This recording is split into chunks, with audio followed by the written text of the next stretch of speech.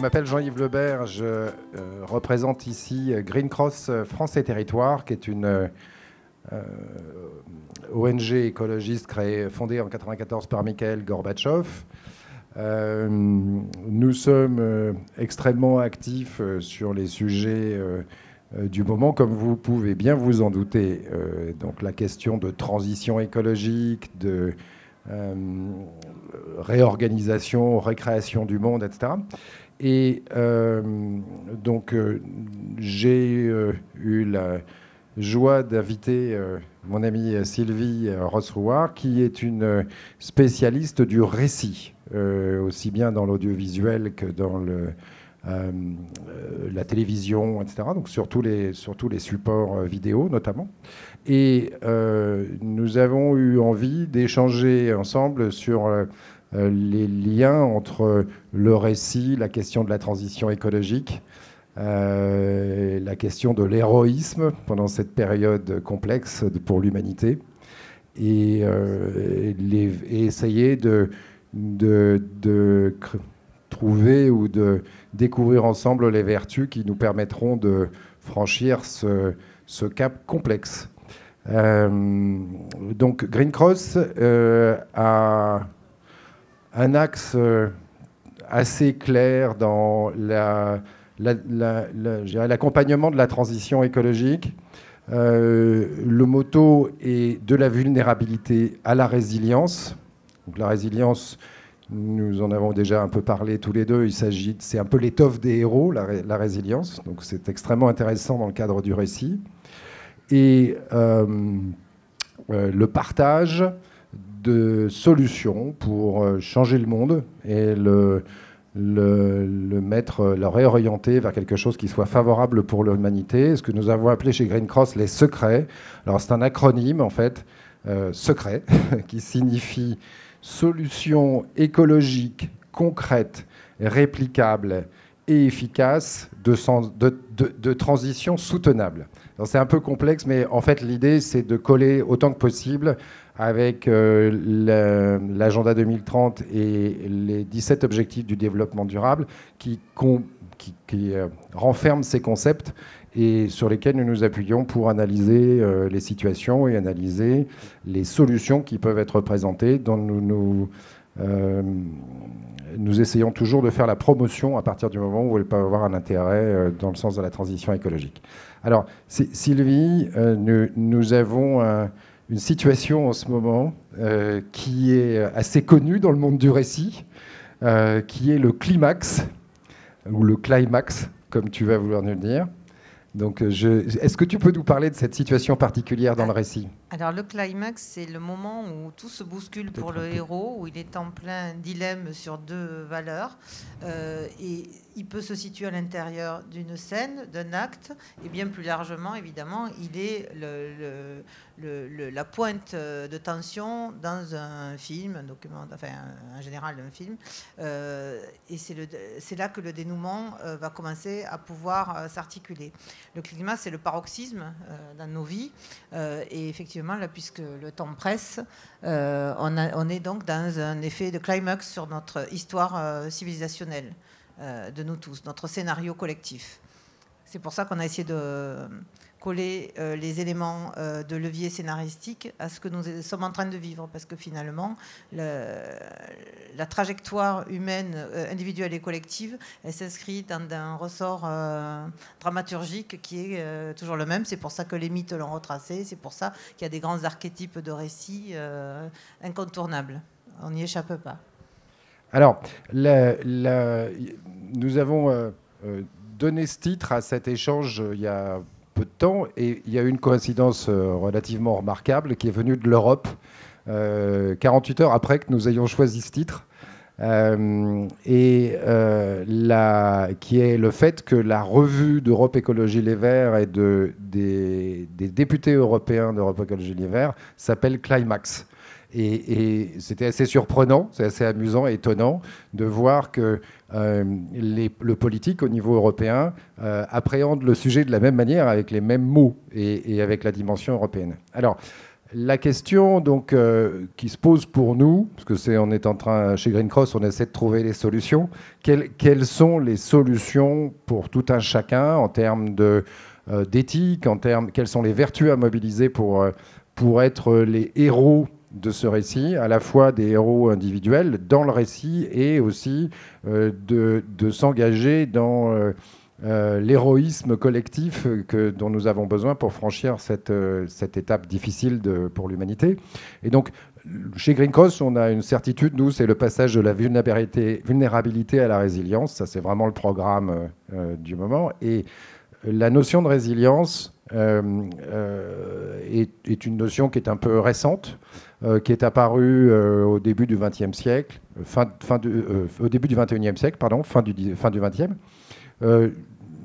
Ma définition préférée, c'est celle de Boris Cyrulnik, qui est l'art de naviguer dans les torrents. Je ne sais pas, alors pas de naviguer en kayak sur un parcours bien précis et bien fléché, mais plutôt à l'image du raft avec un équipage de 8-10 personnes qui est chahuté entre les rochers, les rapides, etc., et qui va d'un lac à un autre lac ou d'une zone plus calme à une autre zone plus calme.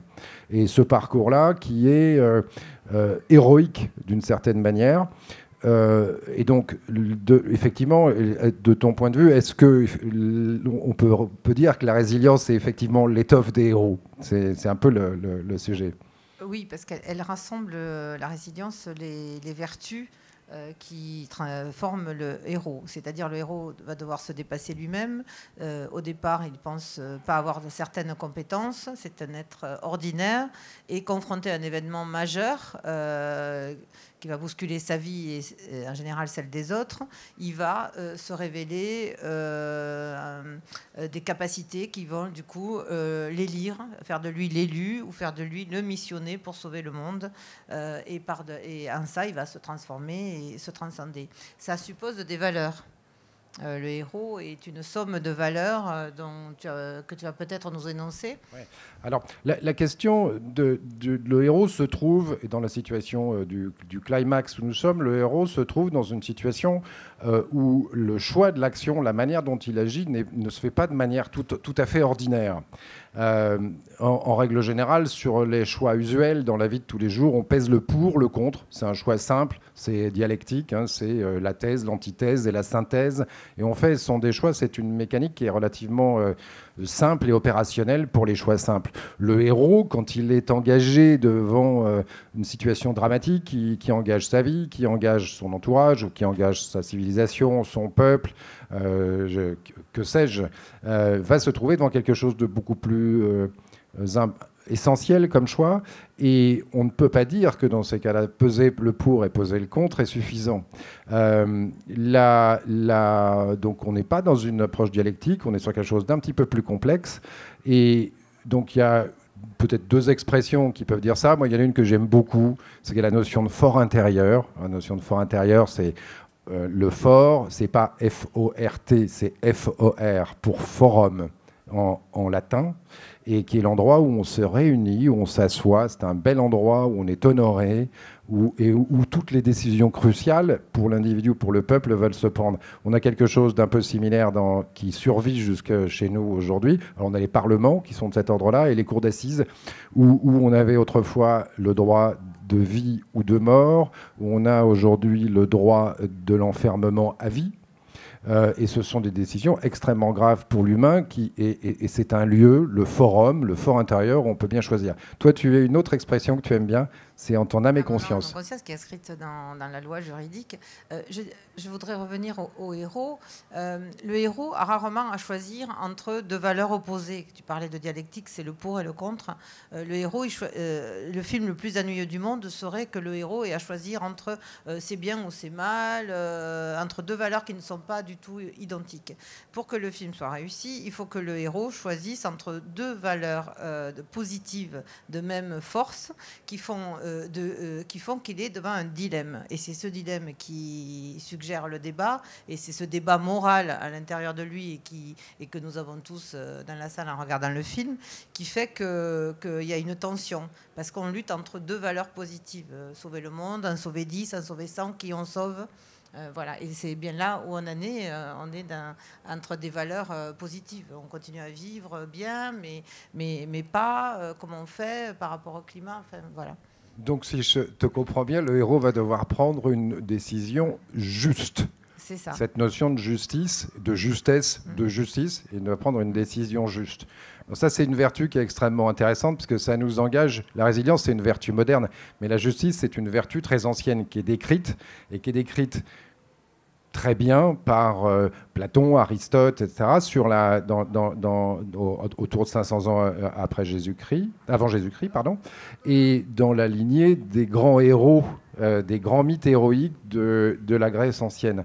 Donc c'est extrêmement intéressant parce que c'est une période de l'humanité où on codifie, on essaie de codifier, on crée la philosophie telle que nous connaissons autour du verbe que nous connaissons. C'est-à-dire que dans la période antérieure, le verbe n'est pas rythmé, il n'est pas séquencé, il n'y a pas de point, de virgule, etc. C'est plus poétique, alors qu'à partir de cette période-là, on séquence, on structure et on crée le verbe. Et en même temps, on a Pythagore qui crée la mathématique telle que nous la connaissons, qui codifie la musique, donc qui codifie les sons et donc qui façonne notre esprit et particulièrement notre logique, ce qui n'est pas toujours la chose la plus que nous avons peut-être un petit peu à l'excès maintenant. C'est-à-dire que cette excellence logique qui part de cette période est peut-être un problème aujourd'hui, mais on y reviendra.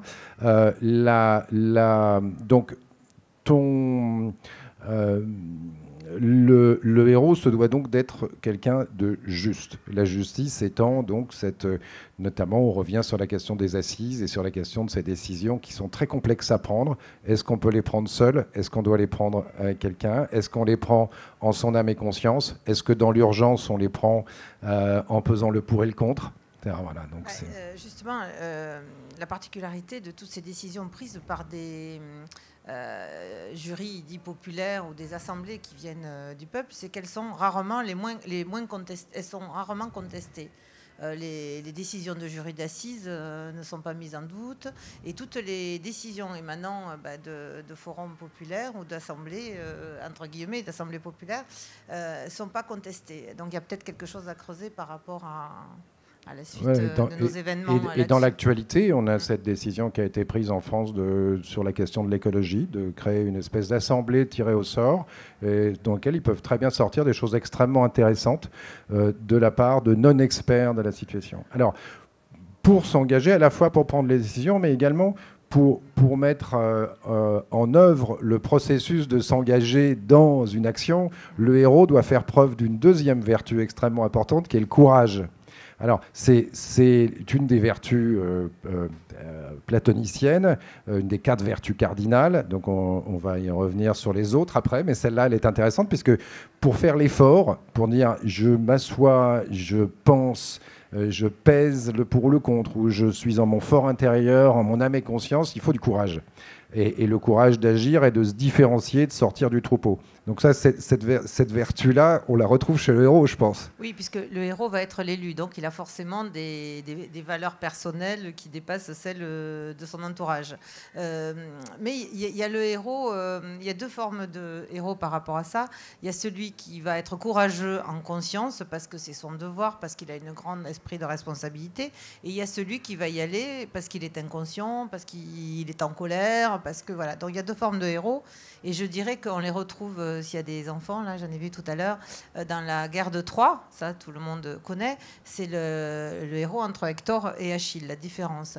Hector est un héros engagé auprès de sa femme, un bon père de famille, quelqu'un de raisonné, il est plus jeune que son frère Paris, néanmoins c'est lui qui mène l'armée, parce qu'il a toutes ces valeurs du héros. Il a la tempérance, tu en parleras peut-être tout à l'heure, il a le courage, il a la vertu. Face à lui, il y a Achille qui est Achille en colère, qui est le colérique, l'impulsif, celui qu'il faut toujours sortir des embrouilles. Voilà. Alors lui, il est courageux, mais parce que son tempérament sanguin le pousse au combat. Voilà. Donc je ne sais pas à quel moment on commence le courage et à quel moment on l'arrête. Mais ça, c'est voilà, les 2 héros antagonistes. Après, on tease un peu, mais après, on aura une belle chute sur la guerre de Troie. Voilà. Alors, il y a le sujet que tu as glissé le mot, qui est la 3e vertu cardinale. Alors, on est un peu à rebours de l'ordre platonicien, mais c'est la tempérance. Donc il y a deux types de héros dans notre esprit. Il y a le héros fougueux, le Don Quichotte, l'Achille, etc., qui va être intempérant, c'est-à-dire c'est quelqu'un qui ne va pas hésiter à laisser des tas de morts autour de lui, etc. Et on a le héros tempérant qui est dans la mythologie incarné par Hector extrêmement bien avec donc tout qui cherche à maintenir les équilibres et surtout qui cherche à préserver la civilisation de sa ville, de Troie ou de son village, ce qui est un peu notre problème aujourd'hui, c'est-à-dire qu'aujourd'hui nous sommes l'humanité ne disparaîtra peut-être pas du fait de la crise écologique, peut-être pas. En attendant, la civilisation telle qu'on la connaît est fortement menacée et on se retrouve devant une situation qui est assez proche finalement de celle de la guerre de Troie et où on va avoir la tempérance et donc la tentation de l'essayer de bien s'entendre, d'essayer de faire les choses ensemble, de construire ensemble. Alors on a cette histoire de secret chez Green Cross. Les secrets chez Green Cross, ils sont faits pour être partagés. Le secret, c'est la bonne idée qu'on partage. On met du temps à l'élaborer, on la structure, on la crée, mais en même temps, la finalité, c'est qu'il soit partagé et qu'on s'en empare. Et ça n'est pas possible si les conditions de l'écoute ne sont pas créées. Et donc, si le héros qui construit le secret, qui s'engage dans cette solution, n'est pas tempérant. Et ensuite, l'intempérance, on peut peut-être considérer qu'elle est à l'origine, donc peut-être plus facile de décrire la tempérance par le biais de l'intempérance. C'est un peu le problème de, à 50 ans, si tu n'as pas une Rolex, t'es rien.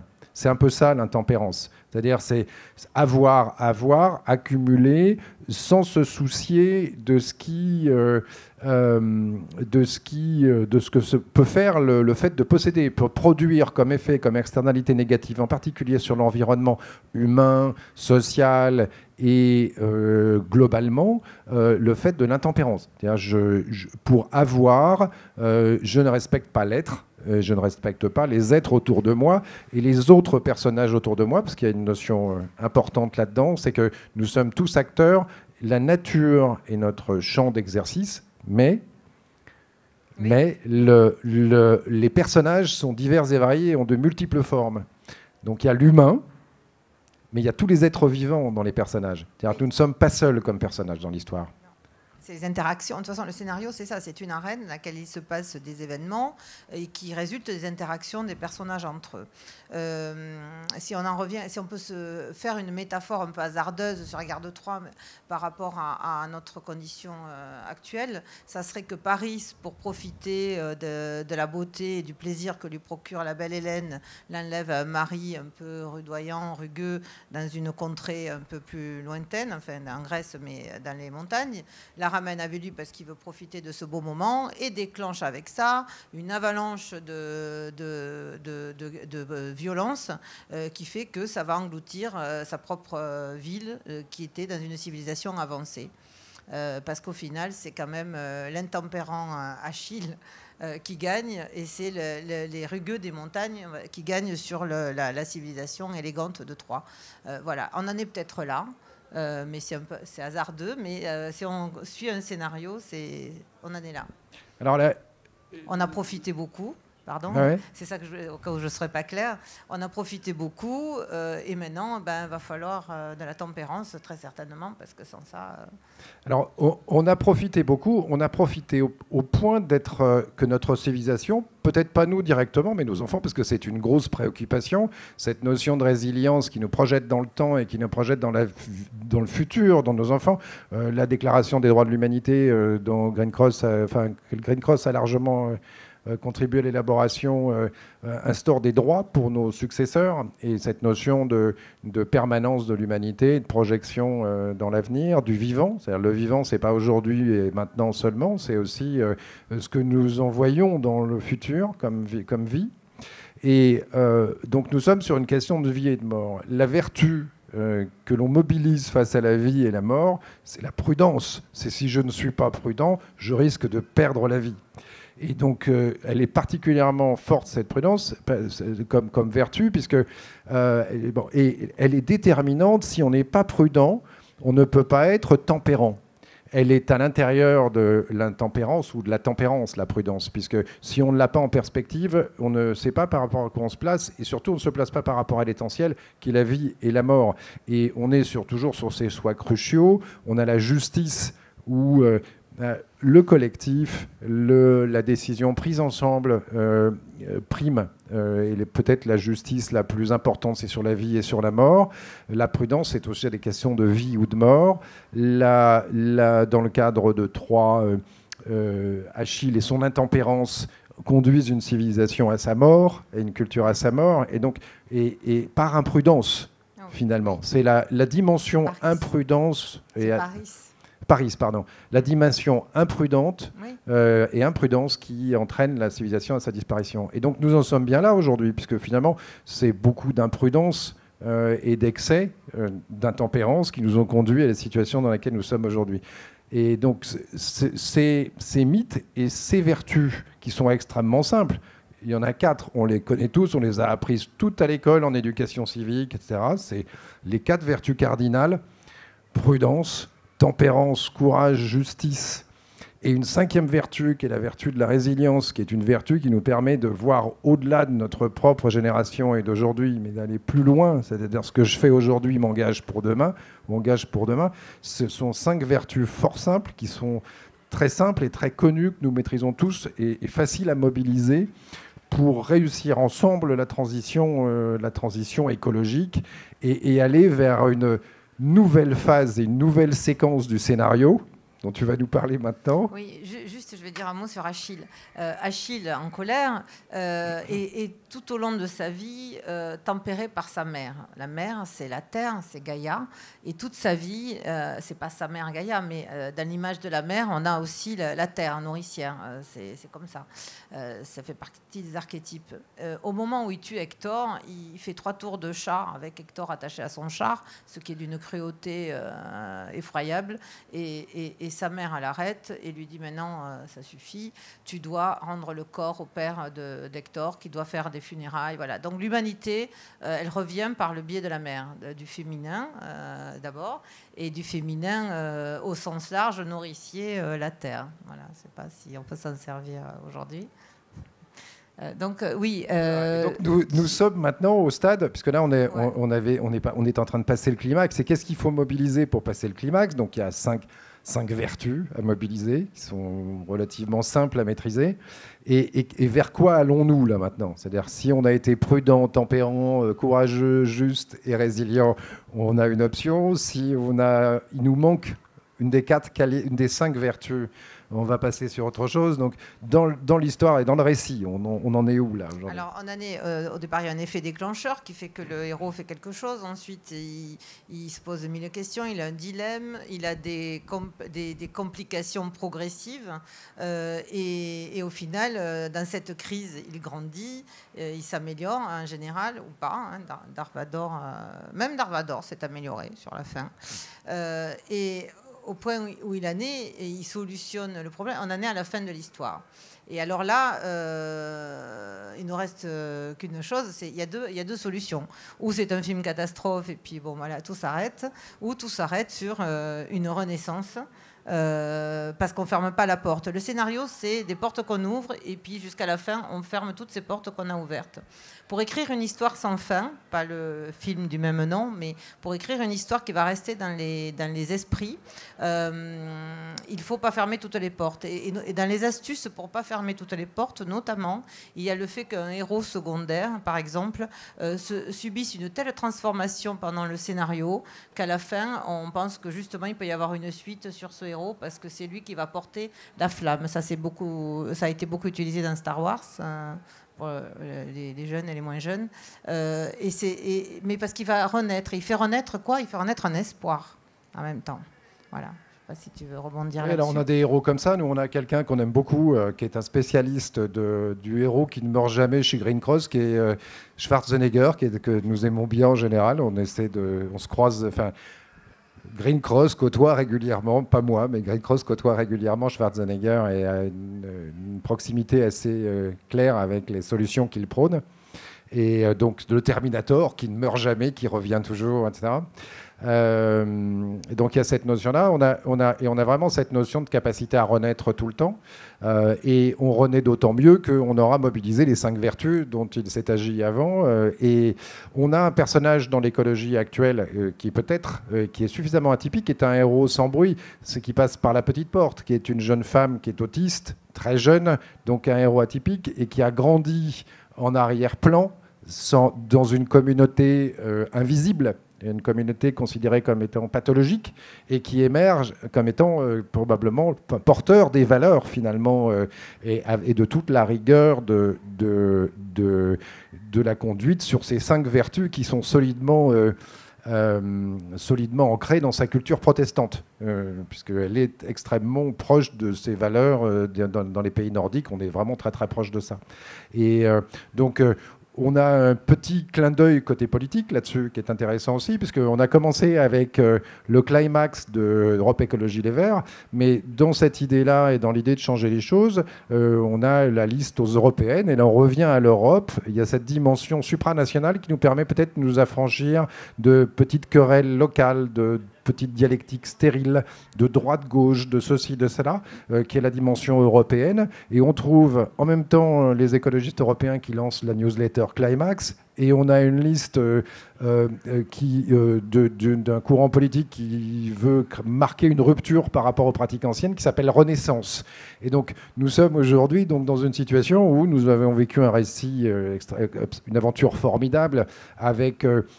à partir du verbe, de la structuration du verbe, il y a 2500 ans, la structuration des mathématiques, la structuration de la pensée, la ponctuation, la structuration de la musique, et donc toute notre belle logique, notre belle pensée qui est partie du verbe.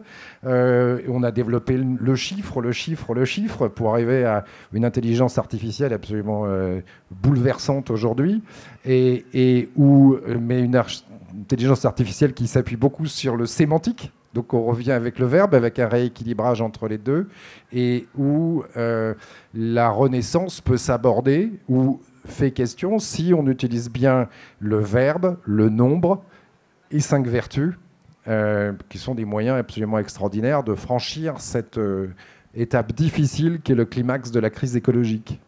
Je voulais revenir sur Greta Thunberg, puisque tu parlais d'elle tout à l'heure. Elle, par rapport à l'héroïne, elle a vraiment tout ce qu'il faut au niveau des 4 vertus cardinales que tu as énumérées. Mais du coup, en ayant eu ce prisme, elle avance sur... on l'a nimbée de mystère, quand même. Elle a quelque chose d'assez mystérieux. Comment cette différence fait d'elle quelqu'un donc d'apart, quelqu'un donc de différent, quelqu'un donc du coup qui a des compétences particulières, puisqu'elle en a amplement, par sa mémoire, par son développement intellectuel, et ça fait d'elle une élue. Voilà, et elle a vraiment toutes les catégories. Alors, c'est mis en scène ou pas, ça, je ne veux pas rentrer dans le débat, ça ne nous intéresse pas. Mais en tout cas, elle a toutes les qualités de l'héroïne à venir. On ne sait pas d'où elle tient sa mission, mais on sent bien qu'elle incarne une mission qui la dépasse.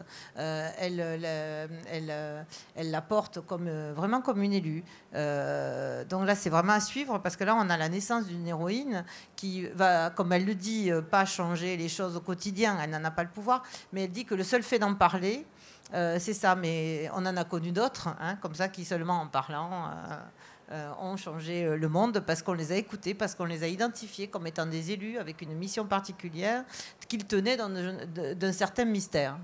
Voilà. C'était une parenthèse sur Greta. On n'avait pas prévu. Non, mais tu vois, c'est une petite surprise du moment. Et donc, alors, je crois que là, on a bien brossé le décor. Donc, 5 vertus, des moyens intéressants, le verbe, le nombre, donc avec le numérique, qui est une opportunité formidable d'améliorer, de transformer la connaissance, de mieux apprendre et de mieux diffuser aussi donc les solutions. En tout cas, j'ai eu beaucoup de plaisir. Je te remercie d'avoir pris le temps Je te remercie d'avoir pris le temps de venir à Paris pour passer ce moment ensemble. Et puis, on espère que le message diffusera et qu'il y aura quelques outils là-dedans pour nos amis qui cherchent à aborder cette période difficile. Oui, j'espère aussi. Je voulais juste revenir sur les origines de notre échange. Un jour, j'ai écouté Jean-Yves dans une conférence. Il a dit, à partir de maintenant, on n'a pas de solution toute faite. On a des efforts chacun, mais on n'a pas de solution toute faite. Tout va passer par l'étape du scénario. Et c'est là que ça nous a donné l'idée de faire un contrepoint tous les deux à partir de la fabrication du scénario pour la résolution des décisions à venir environnementales à travers la grille des vertus cardinales. Voilà. Merci Sylvie.